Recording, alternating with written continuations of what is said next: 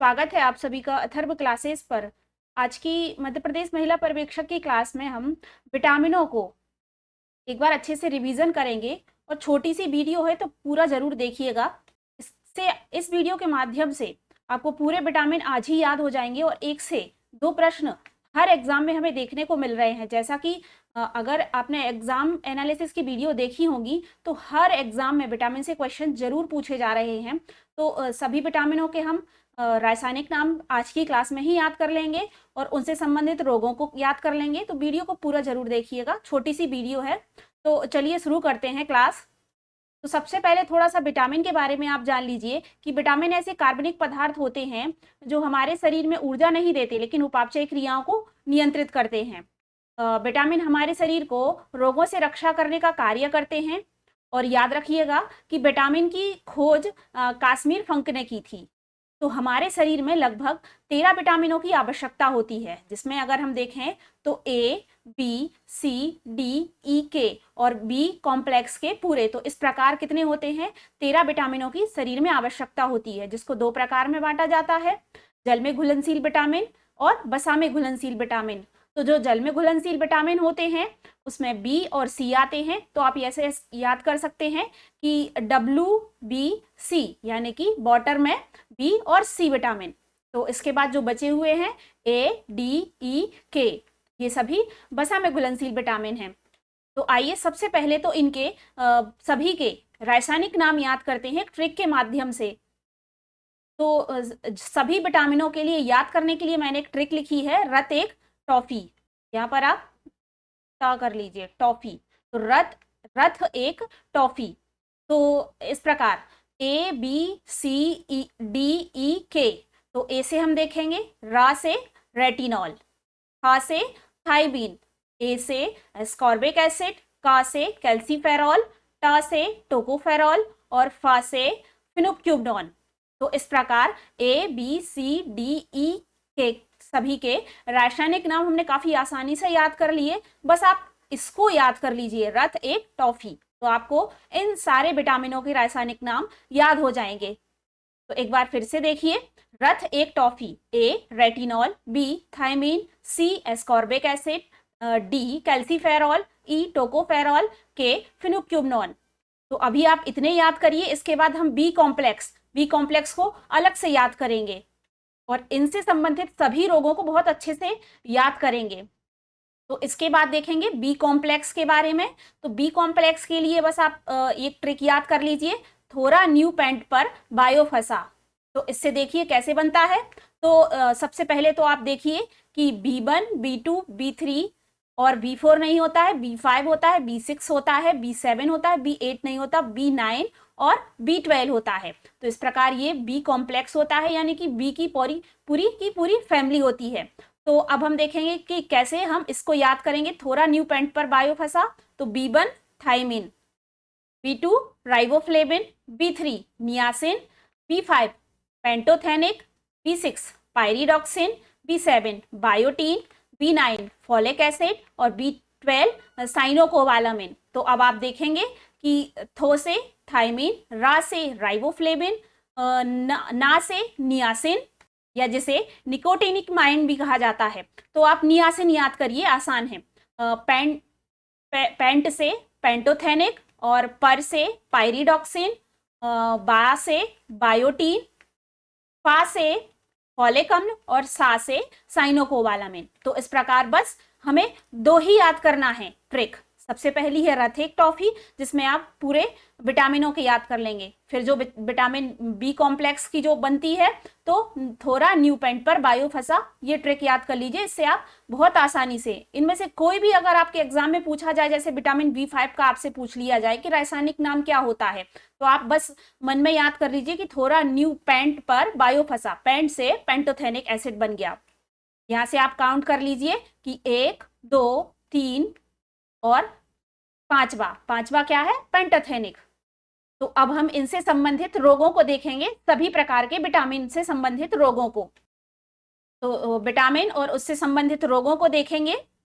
तो vitamin A की कमी से कौन सा रोग होता है? आंखों से संबंधित रोग, जिसे रतौंधी और जीरेप्थेलिमिया भी कहा जाता है, या नाइट ब्लाइंडनेस। विटामिन ए की कमी से होने वाला रोग है।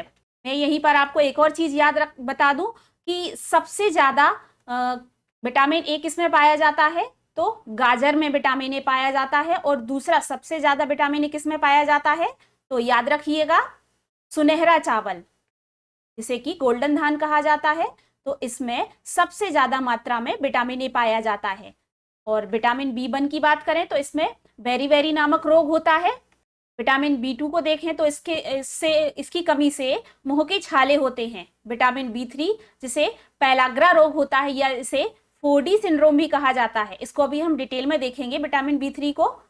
इसके बाद विटामिन बी5 जिसकी कमी से क्या होता है, मल्टीपल स्क्लेरोसिस, जिसे कि मस्तिष्क को प्रभावित करता है। अगर विटामिन बी5 की कमी हो जाए तो वह मस्तिष्क को प्रभावित करता है। विटामिन बी6 जिसकी कमी से एनीमिया रोग होता है। विटामिन बी7 जिसकी कमी से जल्द की सूजन या खुशी त्वचा हो जाती है, त्वचा में क्या हो जाती है, खुजली हो जाती है। विटामिन बी9 जिसकी कमी से क्या होता है, मेगालोब्लास्टिक एनीमिया होता है, इंपॉर्टेंट है, याद रखिएगा। विटामिन बी12 जिसकी कमी से परनीसियस एनीमिया होता है। तो ये दोनों ही नाम याद रखिएगा। अभी हाल ही में ये जो एग्जाम हुआ है उसमें प्रश्न पूछा गया था कि विटामिन बी12 की कमी से कौन सा रोग होता है, तो परनीसियस एनीमिया होता है। और बी9 की कमी से मेगालोब्लास्टिक एनीमिया होता है। विटामिन सी की कमी से स्कर्वी रोग होता है, ये भी प्रश्न अभी हाल ही में पूछा गया था। विटामिन डी जिसकी कमी से रिकेट्स रोग होता है, बच्चों में और वयस्कों में होता है ऑस्टियोमलेशिया नामक रोग। तो ऑस्टियोमलेशिया वयस्कों में होता है और रिकेट्स रोग बच्चों में होता है। ये भी अभी एग्जाम में पूछा गया प्रश्न है। और विटामिन डी जो हमें धूप से प्राप्त होता है। विटामिन ई जिसकी कमी से जनन क्षमता में कमी, जिसे कि हेमोलिटिक एनीमिया भी कहा जाता है। हेमोलिटिक एनीमिया, यहाँ पर हेमोलिटिक एनीमिया, इसकी कमी से और जनन क्षमता में कमी विटामिन ई की कमी से होता है। विटामिन के की बात करें तो धीमी गति से रक्तस्राव या रक्त जमना, इसकी कमी से होने वाला रोग है। तो ये सभी विटामिन जिसकी कमी से होने वाले रोग हमने देखे, जिसमें विटामिन ए रतौंधी, विटामिन बी1 बेरी, विटामिन बी2 मुंह के छाले, विटामिन बी3 पैलाग्रा, विटामिन बी5 मस्तिष्क रोग, विटामिन बी6 एनीमिया, विटामिन बी7 जिल्द में सूजन या खुजली त्वचा, vitamin B nine megaloblastic anaemia, vitamin बी12 pernicious anaemia, vitamin C scurvy, vitamin D rickets, vitamin E जनन क्षमता में कमी, विटामिन के धीमी गति से रक्तस्राव या रक्त का थक्का ना जमना, इसकी कमी से हो जाता है। अब हम थोड़ा सा विटामिन बी9 के बारे में विटामिन बी3 के बारे में जानते हैं कि इसकी कमी से पैलाग्रा या इसे 4D सिंड्रोम भी कहा जाता है। तो 4D सिंड्रोम में क्या होता है, सबसे पहले होता है डायरिया, यानी कि दस्त लगना कह सकते हैं। दूसरा है डेमेसिया, यानी कि मानसिक विकृति या मानसिक भ्रम और स्मृति में कमी इसके कारण होती है। इसके बाद क्या होता है, इसमें डर्मेटाइटिस, यानी कि त्वचा में सूजन, त्वचा में क्या हो जाते हैं, चकत्ते बन जाते हैं। और लास्ट में क्या होती है, डेथ हो जाती है, यानी कि मृत्यु हो जाती है गंभीर मामलों में। तो इस प्रकार ये 1 2 3 4 प्रकार के रोगों से मिलकर बना होता है 4D। तो यह है डायरिया, डेमेसिया, डर्मेटाइटिस और डेथ। तो यह 4D सिंड्रोम कहलाता है इस प्रकार। तो आज की क्लास में बस इतना ही। आशा करते हैं आज की क्लास आपको पसंद आई होगी। वीडियो पसंद आई है तो लाइक जरूर करें और कमेंट करके जरूर बताएं कि क्लास कैसी लगी है। अगर आप इस प्रकार के और रिवीजन क्लासेस चाहते हैं तो प्लीज़ कमेंट बॉक्स में ज़रूर बताइएगा।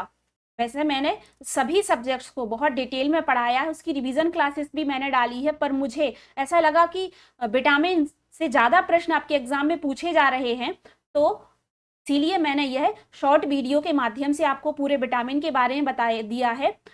आप विटामिन से संबंधित महत्वपूर्ण प्रश्नों की क्लास भी देख सकते हैं, जैसे इसमें मैंने लगभग 100 महत्वपूर्ण प्रश्न करवाए हैं। तो चैनल की प्लेलिस्ट में आपको वह MCQs की क्लास मिल जाएगी और साथ ही आपको सभी सब्जेक्ट्स की मैराथन क्लासेस भी मिल जाएंगी, जिसके माध्यम से आपको एक ही क्लास में सभी सब्जेक्ट्स का बहुत अच्छा रिवीजन हो जाएगा। तो मैराथन क्लासेस जरूर देखिएगा और आपका एग्जाम किस डेट में है कमेंट बॉक्स में जरूर बताइएगा। तो जल्द ही हम अपनी अगली क्लास के साथ मिलते हैं। धन्यवाद।